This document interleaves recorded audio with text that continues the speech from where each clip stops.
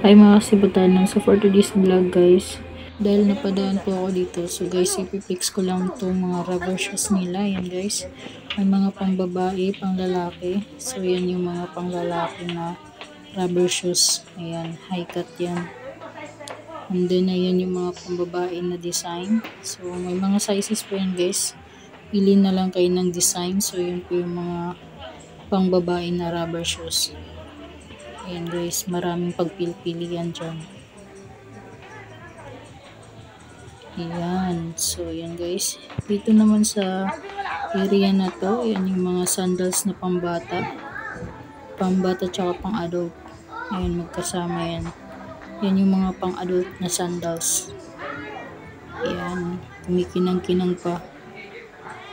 Yan yung mga sandals na may heels. So ito naman yung mga sandals nila na flat lang. Ayan guys, yan yung mga design, tsaka may mga sizes din po yan. Ayan, yung Camino yan guys, Camino na brand. Ayan, Camino din po yan. Marikina po yan. So, and then yan po yung mga rubber shoes nilang pambata, yung small size. Ayan, yan yung mga umiilaw na design. Yan yung may ilaw. Ayan yung Hello Kitty rubber shoes saka high cut. Yan naman yung mga panglalaki na umiilaw po yun. So, yan po. So, dito naman tayo sa area na to. Ito yung kanilang black shoes. So, yun yung mga black shoes nila guys. Sa mga namimili dyan or bibili pa lang ng black shoes para sa mga anak nila. Yan guys.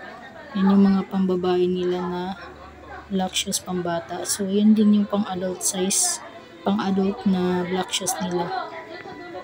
Yan guys, may mga takong, yung iba walang takong, pili na lang kayo, may mga sizes po yan. Ayun o, marami po silang design na pagpipilian.